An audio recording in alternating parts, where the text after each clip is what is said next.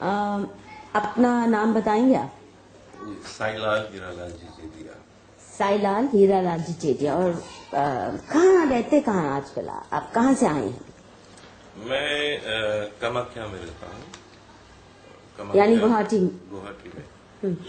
और मैं माँ कामाख्या का कौलाचार्य। अच्छा। पहले पंचगिनी में रहा करता था। तो आपने मुझे फोन पे कहा कि आप मुझे कुछ बहुत ही चौंकाने वाली बातें बताना चाहते हैं राजमोहन गांधी जी के बारे में। ये आपको क्यों सूझा मुझे बताना, और क्या ऐसी बात है जिसके लिए आप विशेषकर गुवाहाटी से यहाँ आए और फिर मेरे तक कैसे पहुंचे? गुवाहाटी से मैं दिल्ली इसलिए आया क्योंकि राजमोहन इलेक्शन में खड़े हैं और ये सीआईए से जुड़े हैं। ये आप कैसे कह सकते हैं इतने? मैं इनको इस उम्र से जानता हूँ। क्या उम्र से? 10 साल की उम्र से। ये मैं हूँ। अच्छा। ये राजमोहन गांधी है। हाँ। ये मेरी बहन है। अच्छा। वो हमसे झूठे पत्र लिखवा रहे हैं पिताजी को कि हम स्कूल में जा रहे हैं। अच्छा। ओके। हालांकि हम स्कूल में नहीं जा रहे हैं, हम थिएटर में जा रहे हैं। ये किताब क्या है? ये किताब मेरे पिताजी ने अपना अनुभव लिखा है राजमोहन गांधी के साथ में। हाँ। जिसको उन्होंने कहा है कि वतन का दुश्मन राजमोहन गांधी। ये किताब छपी थी? जी छपी है। किस साल में? मेरे पास में दिखाइए। और ये राजमोहन का लिखित खत है सिग्नेचर के साथ। हाँ। कि हम सब स्कूल जाते हैं। आपके बारे में बोला है, मतलब आपके पिताजी को लिखा है? झूठे पत्र लिखे हैं कि हम स्कूल जाते हैं। अच्छा। और हमको उन्होंने कभी स्कूल भेजा नहीं, थिएटर्स में भेजा। और अचानक हमारे पिताजी को सरप्राइज दिया कि हम सब यूरोप जा रहे हैं और आपके बच्चों से हम बहुत बड़ा काम करवा रहे हैं। और पिताजी को भी ले गए। ये किताब का जरा शीर्षक दिखाइए। और ये मुझे पहले, ये बाकी चीजें बताने से पहले कृपया आप मुझे बताएंगे कि आपके पिताजी का क्या संपर्क था राजमोहन गांधी के साथ? मेरे पिताजी स्वतंत्र सेनानी थे और उनके साथ में बापू साहब उम्बरकर भी स्वतंत्र सेनानी थे, लेट बापू साहब उम्बरकर। तो दोनों मिलकर के बापूजी की सेवा करते थे। अच्छा। तो उनके पंचगनी में ही रहते पंचगनी थे? में तो बापूजी बाथा स्कूल में आते थे पंचगनी में। और तब से उनके दिल में एक ईश्वर की जैसी मोहब्बत बापू के लिए थी। 65 में राजमोहन गांधी आए पंचगनी और वहां पे कुछ एमआरए कैंप निर्माण किया था। तब से? अच्छा, एक मिनट। तो आप बता रहे थे आपके पिताजी और बापू अम्बेडकर साथ गांधी की सेवा किया करते थे। तो बापूजी ने उनसे मोहब्बत में कहा कि हीरालाल जी, आपकी सेवा, आपकी देशभक्ति से मुझे ऐसा महसूस होता है कि मैं भी कुछ दूं आपको। तो उन्होंने एक खत लिख करके उनको दिया कि आपके जब बच्चे बड़े होंगे तो मैं उनकी पढ़ाई लिखाई का जिम्मेदारी करूंगा, मैं उनको कुछ आगे बढ़ाना चाहूंगा। तो ये डिस्कशन राजमोहन से उनका हो रहा था क्योंकि अच्छा, वो बता रहे थे जब 65 में आए राजमोहन। हाँ, तो एक दूसरे का परिचय वो कर रहे थे। वो मेरे पिताजी उनको कह रहे थे कि हाउ कनेक्टेड वो बापूजी से थे। और ये सब मोहब्बत की बात है क्योंकि उनके दिल में एक ऐसी भावना प्रकट हुई कि महात्मा गांधी का ग्रैंडसन आया है, so that kind of feeling. यहाँ पे राजमोहन ने वो चीज बड़े क्विकली एक्सेप्ट किया और कहा नहीं, हम पूरा करेंगे हमारे दादाजी का सपना। हालांकि हमारे पिताजी हमको पढ़ाई लिखाई में कोई कमी नहीं कर रही की थी। एंड राजमोहन ने फिर पिताजी से हमको और हमारी 2 बहनों को, दोनों बहनें ले ली जी, 3 बच्चे कि हम इनको बापूजी का सपना पूरा करेंगे। और हमें मुंबई ले गए। मुंबई लेकर के फ्रेमरोज कोर्ट मरीन लाइन्स में, फ्रेमरोज कोर्ट मरीन लाइन्स में, वहां पे हम रहे थे राजमोहन के साथ में। तो मैं राजमोहन के कमरे में रहा करता था। तो हमको कहा था कि आप हमको पिताजी कहिए क्योंकि ये रिलेशन है हमारे। तो प्रथम अनुभव मेरा ये हुआ कि मैं साईं बाबा की पूजा करता था क्योंकि मैं साईं बाबा का मन्नत से माँ बाप ने मुझे मांगा था, इसलिए मेरा नाम साईं लाल है। तो फर्स्ट एक्सपीरियंस ये अजीब सा, राजमोहन मुझे कहने लगे आप किसकी पूजा कर रहे हो? तो मैंने कहा साईं बाबा की। नो नो नहीं नहीं, ये अब आपको जीसस की पूजा करनी है। क्या? आपको ये कहाँ से आ गया? राजमोहन से आ गया। हाँ। मुझे तो मैंने कहा मैं साईं बाबा की पूजा करूंगा, मैं Jesus so he said, he give me an example. एक मेडिसिन होता है, जब वो एक्सपायर हो जाती है तो उसको हम फेंक देते हैं, वो पॉइजन हो जाता है, फिर एक नई मेडिसिन आती है, उसकी एक्सपायरी डेट, उसका एक इरा होता है। ये सिलसिला है हिंदू धर्म का। हिंदू धर्म के जितने भी देवता है एक्सपायर हो चुके, अब नया देवता है जीसस, और उन्होंने घुटने टेक करके मुझे कैसे पूजा करनी है ये सारा फर्स्ट। खुद तो ईसाई नहीं है। अगर नहीं होता तो मुझे ईसाई बनाने की क्या जरूरत थी उसको? मैंने कुछ आर्ग्यूमेंट्स किए नहीं, मैं खामोशी से उनकी मन रखने के लिए मैंने जीसस का नाम लिया। उन्होंने मुझे ऐसे क्रॉस करके, उन्होंने नील डाउन करके प्रार्थना सिखाई, मगर मेरे दिल में तो मैं बाबा को ही पूजा कर रहा था, शिरडी साईं बाबा का। उसके बाद हम इस भावना से आए थे कि हम स्कूल जाएंगे, तो थिएटर्स में भेजा हमको, वहां पे कुछ ड्रामाज वगैरह सिखाने लग गए हमको, और पिताजी को खत लिखते थे, छोटे छोटे खत इस प्रकार कि हम आपके बच्चे स्कूल जा रहे हैं, ये उनकी साइन की हुई लेटर है, प्राइमरी स्कूल का एड्रेस है उस पर।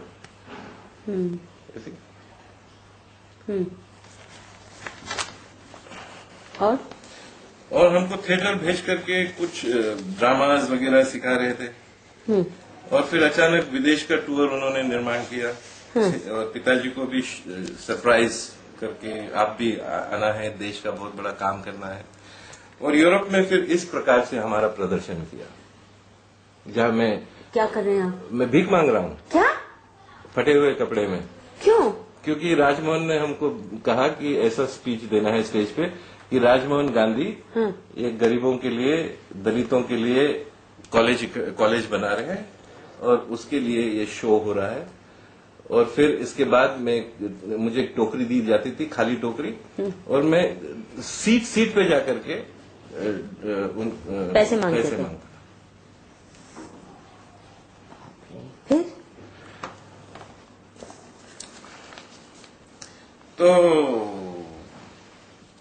फिर पिताजी को कुछ दूसरे काम में लगाया, उनको कुछ नेताओं से मिलना, कुछ यूनियन लीडर्स से मिलना वगैरह वगैरह, हम कहीं और वो कहीं और। स्कॉटलैंड में मुझे बैप्टाइज किया राजमोहन ने, स्कॉटलैंड में एक चर्च में मुझे बैप्टाइज किया, और ये सारी एक आध्यात्मिक घाव जैसा आज मैं महसूस कर रहा हूँ। उस टाइम पे तो चलता रहा सफर। फिर जब हम वापस आए हिंदुस्तान, तो पिताजी ने कहा राजमोहन से कि ओके, अब तो आपने काफी इकट्ठा किया पैसा, कॉलेज बनाने के लिए आपने ये सब मेरे बच्चों का इस्तेमाल किया। 60 डेलीगेशंस थे, उसमें बहुत से लोग थे, और अब इमारत भी बन चुकी है। कहाँ इमारत? क्या पंचगिनी में इन्होंने बनाया? हाँ, उसका नाम उन्होंने एशिया प्लेटो रखा है, जो कि हमारे का एशिया का हेडक्वार्टर्स है। और इमारत बन चुकी है, अब कॉलेज बनाई है गरीबों के लिए। तो राजमोहन ने कहा, हीरालाल जी, पहले आप निकिटू इरलू। क्या? निकिटू इरलू, हाँ। फिजो का भतीजा, हाँ। जिसने सेपरेटिस्ट मूवमेंट शुरू की थी नागालैंड के लिए, और जो कॉफिन में एस्केप कर गया था लंदन, तो उसका ये भतीजा है निकिटू इरलू। ये मैं हूँ, ये राष्ट्रपति जी है डॉक्टर जाकिर हुसैन। तो इसके साथ में पिताजी से कहा कि आप इसके साथ काम कीजिए, पहले नागालैंड को भारत से अलग कीजिए। क्यों अलग करना चाहते हैं भारत से? वो हर राष्ट्र को तोड़ना चाहते हैं भारत से, Mizoram, Nagaland, Tamil Nadu, Sri Lanka. Yes, they are promoting separatist movement. यही खेल है, ये काम है अमेरिका का। उन्होंने सोवियत रशिया से क्या किया? नहीं तो राजमोहन ऐसे कैसे इस कामों में फंस गए? एमआरए की वजह से? एमआरए की वजह से नहीं, ग्रीड की वजह से, स्वार्थ की वजह से। हमारी राजनीति में नेहरू जी ने रशिया से दोस्ती की, अमेरिका से क्यों नहीं की? हालांकि वो कैपिटलिस्ट विचारिस्ट थे, उनके तो कपड़े पेरिस में जाते थे लॉन्ड्री के लिए। क्योंकि अमेरिका ये ब्रिटिश लोगों से बाहर निकले हुए प्यूरिटन्स है, गुलाम को कभी राजा बनने नहीं देगा, तो उन्होंने कम्युनिस्ट रशिया से दोस्ती की, देश के हित में की होगी उस वक्त। उस टाइम से अमेरिका का एक ही खेल था CIA FBI का कि जो कांग्रेस रशिया से जुड़ी है वो खत्म करो। पर कहाँ खत्म हुई? खत्म करने की कोशिश तो की, और अमेरिका का कांग्रेस लाओ। ये अमेरिकन कांग्रेस बनाने के लिए आम आदमी पार्टी का निर्माण किया है। आम आदमी पार्टी राहुल गांधी के खिलाफ क्यों नहीं बोलती है? क्योंकि कल जब कांग्रेस को वोट्स चाहिए होगा, अलायंस चाहिए होगा, तो ये कहेंगे कि हमने तो आपके खिलाफ में कभी कुछ बोला नहीं। और एक मिनट, और यही इन्फिल्ट्रेशन है CIA का, CIA Congress in the Congress of Russia Congress. Rajiv Gandhi तक लास्ट रशियन कनेक्शन था। राजीव गांधी के वक्त भी अमेरिका ने राजमोहन गांधी को खड़ा किया था उसके खिलाफ, उनके खिलाफ में अमेठी में। हाँ, सही बात है। ओके, क्यों? क्योंकि वो चाहते थे रशियन कांग्रेस खत्म हो और अमेरिकन कांग्रेस आए। और जब वो राजनीतिक पद्धति से नहीं हारे, क्योंकि हम वहां गए थे अमेठी में, राजमोहन का हमने प्रचार किया था। हमने ये नहीं कहा था कि राजीव को जिता, हमने ये कहा था कि राजमोहन देशद्रोही है। अच्छा, आप उनके खिलाफ करने गए थे? हम वहां पे कॉन्स्टिट्यूशन में गए थे, मेरे पिताजी और हम गए थे, और वहां पे हमने प्रचार किया राजमोहन के खिलाफ। जब राजमोहन को पता चला हम आए, मुझे तो वो बाद में नजर भी नहीं आया। अच्छा, ये बताओ, फिर बताओ, अब आप वहाँ हैं। एक मिनट पहले ये खत्म करते हैं। जब कांग्रेस, रशियन कांग्रेस नहीं खत्म हो चुका, हो पाया पॉलिटिक्स से, उनका असैसिनेशन करवाया LTT से। This is very serious. और आज गवर्नमेंट में उनको, कांग्रेस में उनको रशियन फ्लश आउट करना है कनेक्शन, और अमेरिकन कनेक्शन लाना है। ये पॉलिटिकल पार्टी राजमोहन ने CIA के साथ में, MRA ने आम आदमी पार्टी निर्माण की।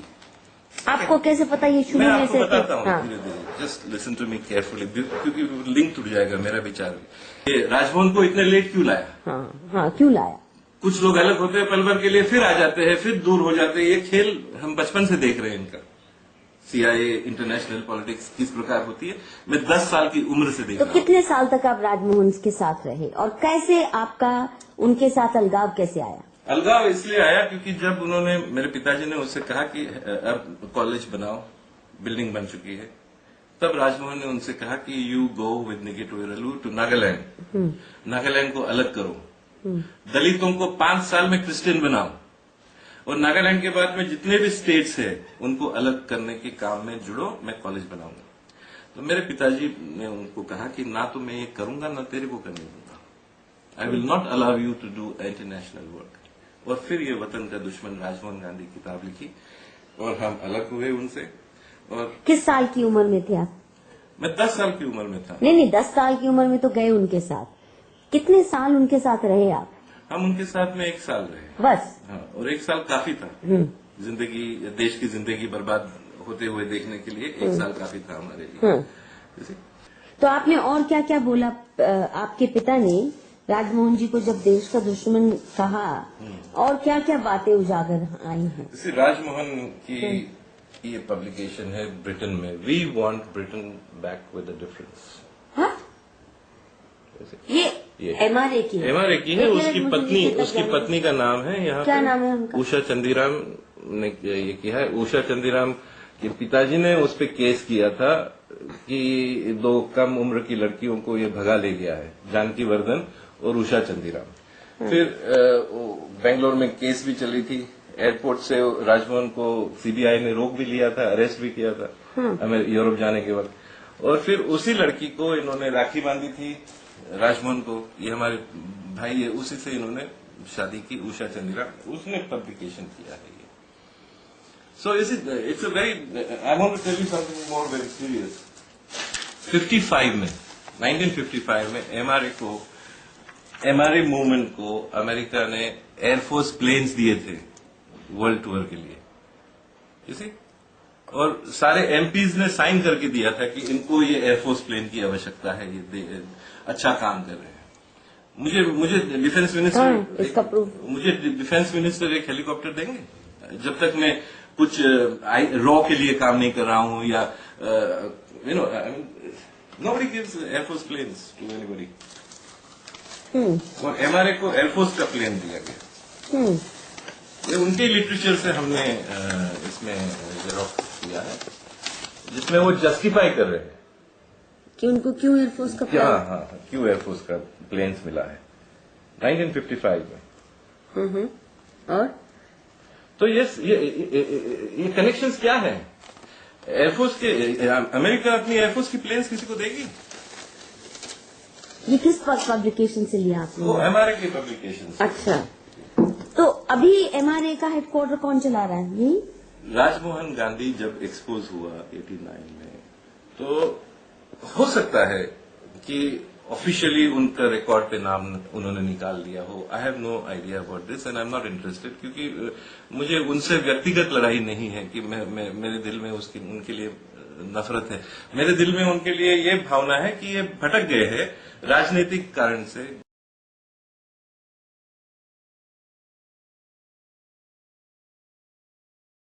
देश से माफी मांगना चाहिए। और मैं दीक्षित हूँ, कौलाचार्य हूँ, मैं विदेशी लोगों को भी दीक्षा देता हूँ। पहले उनको विश्व हिंदू परिषद में हिंदू बनाता हूँ, गुवाहाटी की विश्व हिंदू परिषद की। ओके, तो राजमोहन गांधी का भी शुद्धिकरण होना चाहिए, और देश में वो माफी मांगना चाहिए कि जो भी किया है। I think this is very पर इम्पोर्टेंट। आपकी अगर संस्थाएं हैं जो वीएचपी की, ये क्यों नहीं उठा रहे ये सवाल? कभी इन्होंने नहीं उठाया। वीएचपी ने कभी क्रिश्चियंस के खिलाफ में बोला है? नहीं। क्यों? ये सवाल आप लोग दीजिए, मैं दूंगा तो मेरे पे नाराज हो जाएंगे सब। फिर भी बताइए ना, हम तो सोचते हैं फिर भी वो मुसलमानों के खिलाफ बोलेंगे, सबके खिलाफ बोलेंगे। मदर टेरेसा ने दलितों को क्रिश्चियन बनाया, क्या किया इन लोगों ने?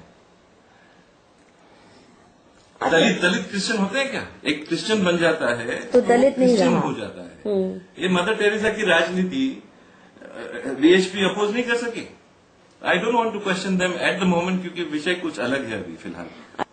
ये एमआरए के हेडक्वार्टर में ये जो कॉलिन गोन्साल्विस वगैरह का जो शायद कॉन्फ्रेंस भी होती है इनकी एनजीओज के, यहाँ पे कॉन्फ्रेंसेस होती है सेपरेटिस्ट मूवमेंट्स की। यहाँ पे आतंकवादियों को इंटेलेक्चुअल ट्रेनिंग दिया जाता है। कौन किस किस्म के ग्रुप्स आते हैं वहाँ? बहुत किस्म के फिर भी बहुत किस्म के ग्रुप्स आते हैं। नाम दीजिए। There is no religion, there is आतंकवाद has no religion. I mean what do you know, which are the, excuse me, आप कह रहे हैं ना ट्रेनिंग दी जाती है इंटेलेक्चुअल, तो नाम तो बताइए कौन कौन से संस्थाएं आई हैं जिन्होंने? नागालैंड का जो कौन? नागालैंड का गोरिल्ला वॉरफेयर का ट्रेनिंग्स, तो वहीं पे निकित उइरेलू, हमने ये अपने आंखों से देखा है। और इसमें तो कोई शक है नहीं मुझे। और then the Tamil LTT, yes, Vijitha Yapa Sri Lanka के बहुत बड़े एक्टिविस्ट इनके साथ में थे। और I have seen certain things जिससे मुझे कोई अगर माने ना नहीं, माने, अब जैसे आपका ये जो एनजीओ वर्ल्ड है वो भी वहाँ इस्तेमाल करता है, कुछ एनजीओ वगैरह भी करते हैं। बहुत से लोग आते हैं आजकल तो। उनकी बुकिंग लिस्ट निकाली। हाँ, आजकल तो पंचगिनी की स्कूल्स भी जाती है, क्योंकि देखिए जब फॉर एग्जाम्पल ये बिन लादेन के लोग ड्रग्स बेचा करते थे, हेरोइन और हशीश बेचा करते थे अमेरिका के साथ में ऐसे, और उसके विरुद्ध में उनको हथियार मिलते थे रूस के साथ में लड़ने के लिए। तो ड्रग्स का स्मेल नहीं आए इसलिए हनी का एक बिजनेस था उसका, क्योंकि हनी का स्ट्रांग ज्यादा स्मेल आता था। तो जो देशद्रोह काम करते हैं वो कुछ अच्छा काम पहले तो अच्छा दिखाते हैं, उसके पर्दे के पीछे वो जो करते हैं उस विषय की बात मैं आपसे कर रहा हूं। जो दिख रहा है, वो जो हाथी के दांत अलग होते हैं दिखने वाले, बहुत सुंदर, खाने के दांत अलग हैं। I am trying to bring this to the notice of my brothers in India कि आप अंदर की बात को समझो।